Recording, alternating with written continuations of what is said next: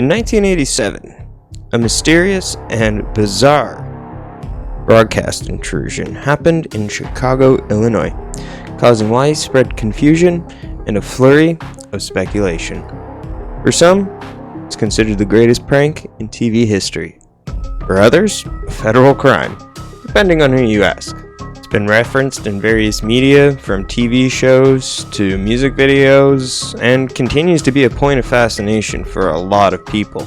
And not only did you have the FCC investigating, but you also had the FBI. If you were living in Chicago during 1987 and you're a football fan, you are definitely a fan of the Chicago Bears. Dan Rowan, he was talking about the Chicago Bears versus Detroit Lions game where the Bears actually ended up winning, when around 9:14 p.m., screens flickered, went black, and suddenly, a figure appeared.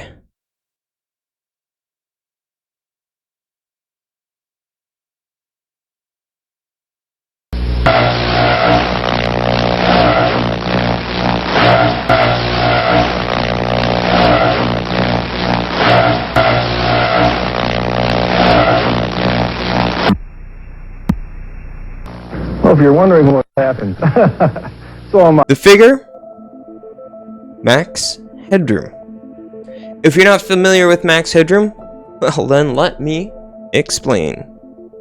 Max Headroom was a fictional character played by comedian and actor Matt Frewer. He was supposed to be the first digital, AI advertisement. It was a little odd. It's a little jarring to watch if you watch it today. Hi, Max Headroom here with... Is this my guest? I heard you were big time in the old pop biz. Well, I'm going to take that as a no comment. So, nitty-gritty time. What I'm talking about, and you're not, is that more people prefer the new refreshing taste of Coke over Pepsi. Sweating? It's true. More people are, as we Cokeologists say, catching the wave. Catch it if you can. Catch the wave. Coke. Now, the WGN technicians were actually running through the building that they were broadcasting from because they thought it was some sort of inside job. Now, of course, they didn't find anybody, and this was just the beginning.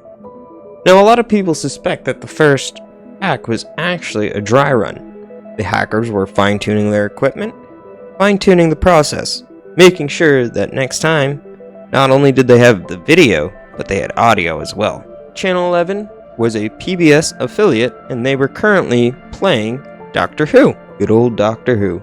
Now, during the Doctor Who programming, all of a sudden, the channel buzzed, and Max was back.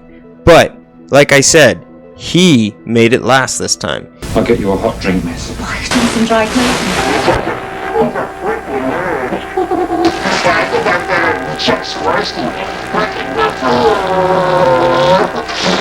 Oh, Jesus.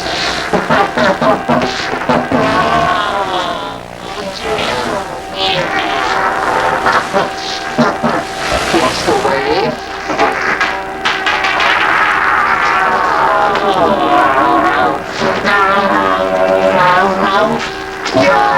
It's fading.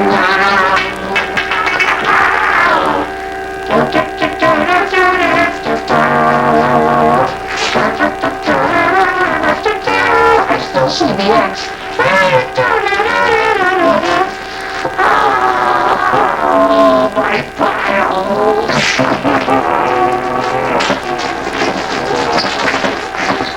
Oh, I guess they're a giant masterpiece for all the greatest world newspaper nerds. My brother is wearing the other one. But it's naughty. I thought you got portraits on. Oh, where do I go? They're coming to get me.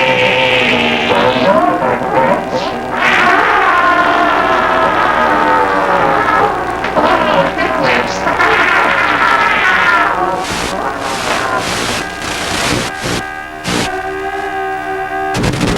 As far as I can tell, a massive electric shock. He died instantly. The next day, Phil Bradford, an FCC spokesman, told newspaper outlets that I would like to inform anybody that if you are involved with this or this sort of thing, there's a maximum penalty of $100,000 or a year in jail or both. I'm not gonna lie, that's not that bad. A year in jail? Like, if you had the option, hey, $100,000 or a year in jail, which one are you choosing? I mean, I don't have $100,000, you know. They say time is more valuable than money, but I don't know, man.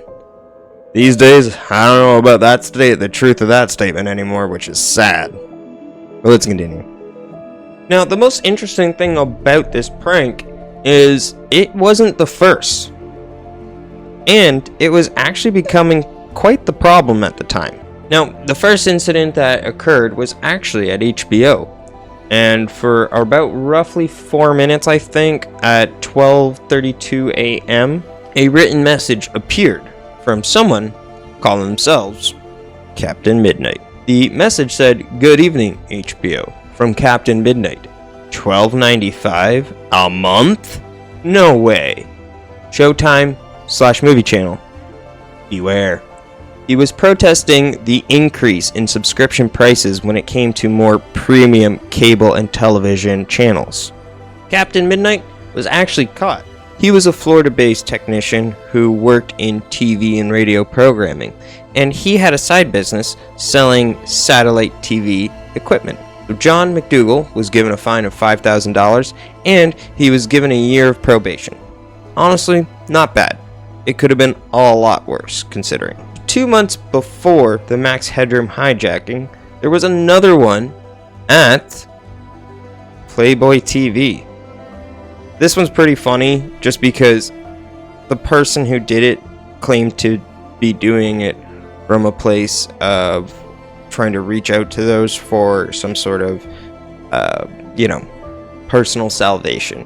So they hacked Playboy TV, and it displayed a message on Playboy TV saying, "Thus saith the Lord thy God, remember the Sabbath and keep it holy.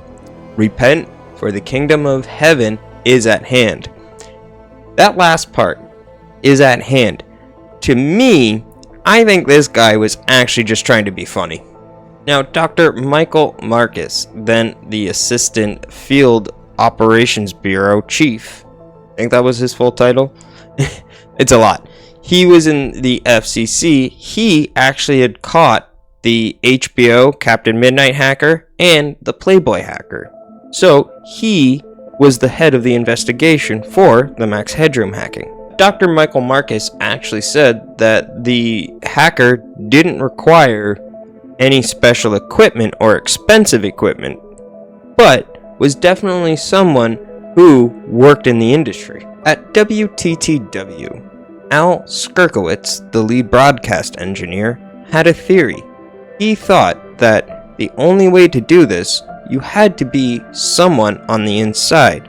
A broadcast engineer, a satellite engineer, a ham radio operator, or a combination of both to be able to pull this off. Now, in 1987, believe it or not, there was actually a digital space where people were talking about this hijacking and the incident itself. It was called the Computerized Bulletin Board System of Chicago, and a person by the handle of The Chameleon actually wrote something 2 days after the hijacking on that bulletin. He said, "Hardly an inside job. They just aimed their transmitter at the same transponder that WGN uses and used a higher power. It doesn't even have to be significantly higher, just more." When the other user asked him to elaborate, he responded by saying, "Hardly an inside job. They just aimed their transmitter at the same transponder that WGN uses and used a higher power.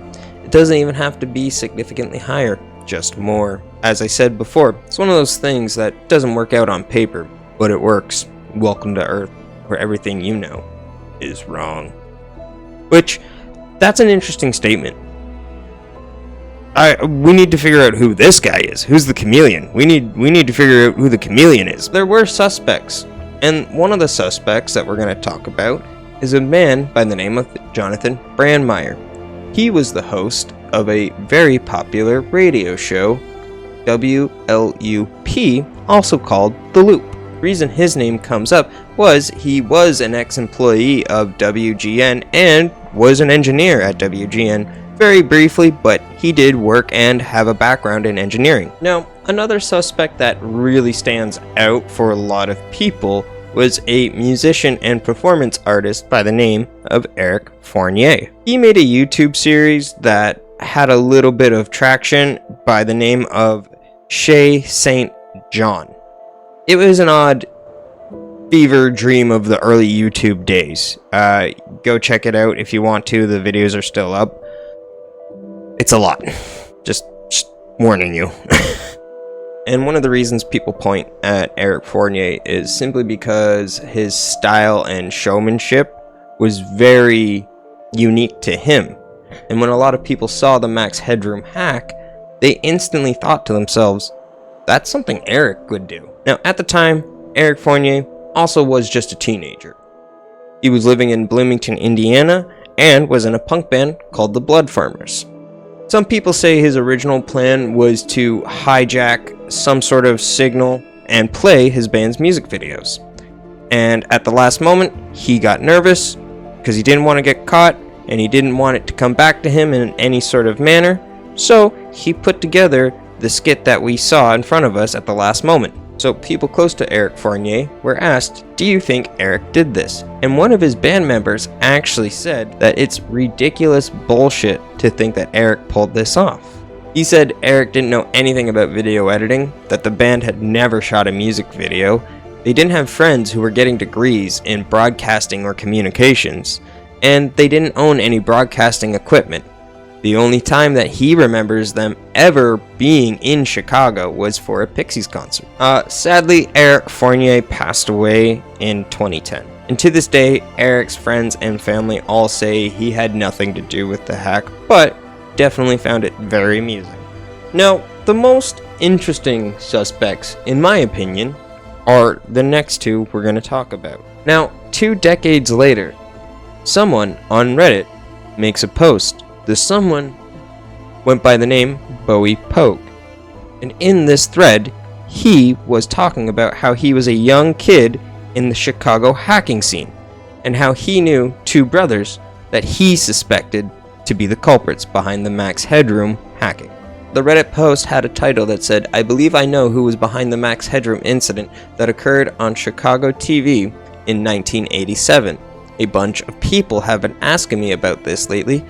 Pogue tells a story about how when he was 13, he was very eager to make friends in the Chicago hacking scene, and in this story he continued to talk about these 2 brothers that he had met, that he called J and K.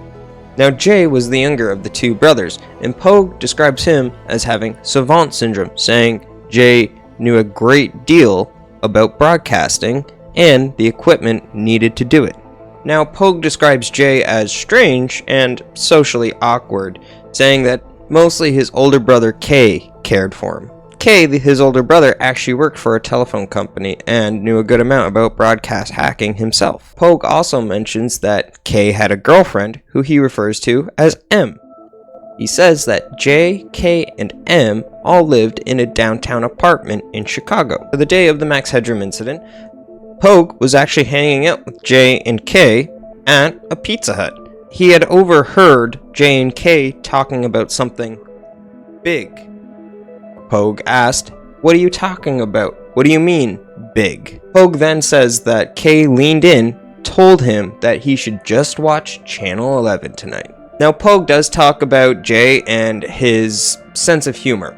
He called it childish and sexually deviant, and for all intents and purposes is a perfect reflection of Jay's sense of humor, shattered nerves, and comically sexual deviant. Pogue also says that, I look at that guy in the mask, and all I see is Jay. Now, this Reddit thread did pick up a lot of steam and interest, and a lot of people were starting to think, hey, maybe these were the guys. In 2008, Pogue actually updated the Reddit post, and Rick Klein joined him this time. He was the chief curator of classical Chicago television, which didn't know there was such a thing. And they said they had come across evidence that actually exonerated J and K. They said no way that this could be an outside job. The technology just wasn't there.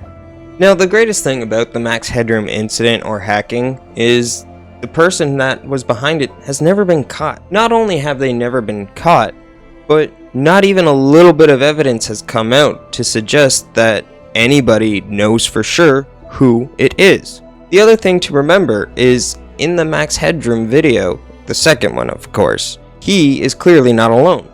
So there's definitely more than one person involved. And that's pretty impressive to be able to keep someone else's secret for this long. Definitely somebody alive that knows who did this. Because to me, it seems like at least 2 to 3 people were involved with this. Someone possibly behind the camera, or not. It could have easily just been on a tripod. There is someone in a Max Headroom outfit, obviously. Then there's the person spanking him in the video later. Even if it is just 2 people who did this, who are they?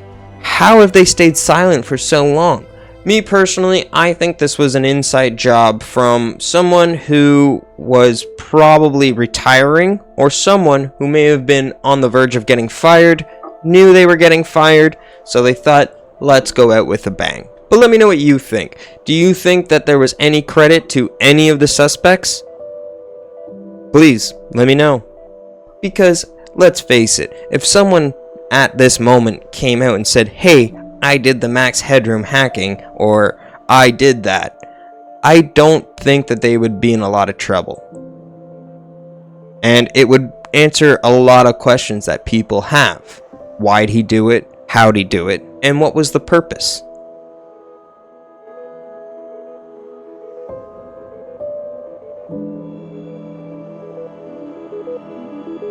Thank you for joining me on today's video. I had a lot of fun putting this video together.